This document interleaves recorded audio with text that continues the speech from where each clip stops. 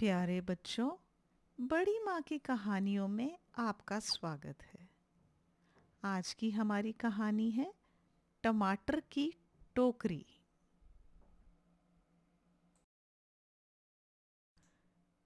नन्ही सी हथेली पर बचा हुआ चिपका हुआ नमक चाटते हुए टिमकी फुदकती फुदकती घर की ओर चल पड़ी। लाल लाल गोल गोल गालों वाली टिमकी सबकी चहेती थी। अपनी मीठी मीठी बातों से सबका मन मोह लेती थी। बस मुश्किल यह थी कि उसके पास सवालों की झड़ी लगी रहती थी। उसका नन्हा सा दिमाग विचार से ज्यादा सवाल पैदा करता था। टिमकी को टमाटर खाना बेहद प्रिय था। बचपन से उसे सब कहते थे कि टिमकी, तुम्हारे गाल तो टमाटर जैसे हैं, लाल लाल। बस नन्ही टिमकी ने टमाटर के साथ अपना गहरा संबंध बना लिया था। जैसे ही मौका मिलता, टमाटर की टोकरी में से एक दो टमाटर चट कर जाती थी। अभी बगल वाले घर में रज्जो काकी के घर खेल रही थी कि टिमकी के सवाल शुरू हो गए। काकी, तुम्हारे बालों में से कितने बाल सफेद हैं, कितने काले? काकी काकी, तुम्हारे मुंह के सारे दांत असली हैं। काकी सुनो ना, गाजर का रस बनाओगी या अचार? हो काकी, सारा अचार क्या तुम खुद खाती हो? रज्जो काकी भी समझ गई थी कि अम्मा ने अपना पीछा छुड़ाने के लिए कुछ देर के लिए टिमकी को यहाँ भेज दिया है। काकी भी अम्मा की परेशानी समझती थी और टिमकी को बहुत लाड भी लड़ाती थी। पर इतने सारे सवालों का जवाब देते देते तो काकी के बाकी काले बचे काले बाल भी सफ़ेद हो जाते। काकी ने पीछा छुड़ाने के लिए टिमकी को 2 टमाटर दिए और दूसरी हथेली पर नमक कि जाओ बेटा, घर जाओ। टिमकी खुशी खुशी फुदकती फुदकती घर आ गई। रात सोते समय फिर सावन की तरह सवालों की झड़ी लग गई। बाबा, क्या तारे रात को हमारे घर की छत पर आते हैं?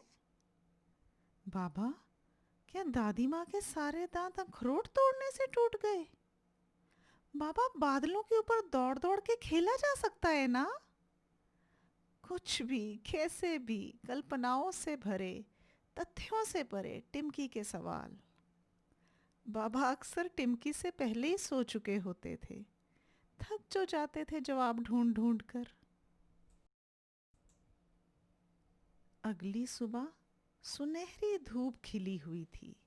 पूरे गांव में दिन भर की चहल पहल शुरू हो चुकी थी। माँ घर के कामकाज में व्यस्त और टिमकी टिमकी हमेशा की तरह मस्त। माँ, टमाटर दो ना। टिमकी की वही चिर परिचित मांग माँ ने अनसुना कर दिया। सोचा अपने आप कुछ समय में कहीं और ध्यान बढ़ जाएगा। माँ, टमाटर दो ना। माँ ने हार कर 2 टमाटर टिमकी को खाने को दिए और धुले कपड़ों की बाल्टी सुखाने के लिए आंगन में चली गई।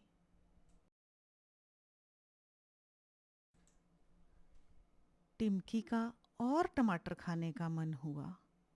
माँ को बाल्टी उठाते देख उसे भी प्रेरणा आई। उसने भी टमाटर की टोकरी उठाई, पिछले बरामदे से बाहर निकलकर पास ही तालाब के किनारे टोकरी रखी और मज़े से टमाटर खाने के लिए जैसे ही हाथ आगे बढ़ाया कि टोकरी में कुछ हलचल हुई। पहले टिमकी में कौतूहल जागा, फिर जिज्ञासा जगी, फिर भय जगा, फिर चीख निकली, हाय माँ, सांप! टमाटर की टोकरी में छिपकर बैठा सांप टिमकी की तीखी चीख सुनकर चौकन्ना हुआ और टिमकी से ज्यादा डर गया और सरसराता चलने लगा झाड़ियों की ओर। टिमकी डर के मारे पीछे भागी तो पैरों में कांटा चुभा। वह गिरी और सर पर पत्थर लगा और टिमकी बेहोश। सांप अपनी जान बचाता झाड़ियों में दूर छिप गया। गांव वालों ने नजारा देखा तो हर तरफ शोर मच गया कि टिमकी के पैर पर सांप ने काट लिया। भागे भागे आए माँ, बाबा, दादी माँ, रज्जो काकी, संगी साथी। बेहोश टिमकी को देखकर सबको लगा सांप का जहर चढ़ गया। कांटा लगने से तो खून बह ही रहा था। सबको लगा वहां सांप ने काटा है तो कसकर कपड़ा बांध दिया। धीरे धीरे जब टिमकी को होश आया तो लोग बातें कर रहे थे कि पैर काटना पड़ेगा नहीं तो जहर फैल जाएगा। हैं? कांटा लगने पर मेरा पैर काट देंगे? बाबा को तो कितने कांटे चुभ चुके हैं, तो क्या हर बार बाबा का पैर काटते हैं? इतने में रामशरण काका भागे भागे आए। उन्होंने गांव वालों को सारा किस्सा समझाया कि टिमकी को सांप नहीं, कांटे ने काटा है, मतलब कांटा चुभा है। सबकी सांस में सांस आई। टिमकी अब तक काफी स्वस्थ हो चुकी थी। वह उठ बैठी। माँ ने भीगी आंखों से गले लगाया, पर टिमकी का दिमाग तो एक ही जगह अटक गया था। उसने पूछा, बाबा, जब आपका पैर काट दिया जाता है तो फिर कितने दिनों में उगता है?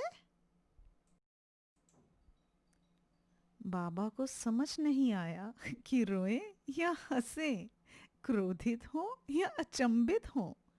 टिमकी को लाड से गोद में उठाया और बोले, चल तुझे चलकर टमाटर खिलाता हूँ।